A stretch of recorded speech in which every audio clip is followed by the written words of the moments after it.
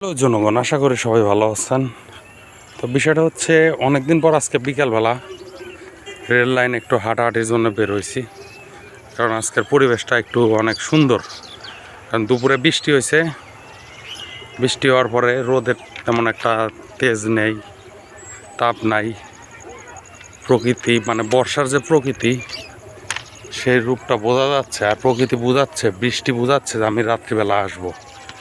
এইরকম একটা পরিবেশ, সব কিছু মিলে একটা সুন্দর একটা পরিবেশ। তবে এইটা হচ্ছে আমাদের জামতল পার্ক, উপজেলা সেন্ট্রাল পার্ক।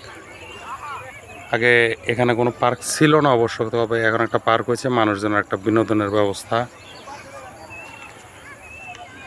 আর সবথেকে বড় বিনোদনের ব্যবস্থা হচ্ছে আমাদের জামতল রেল লাইন।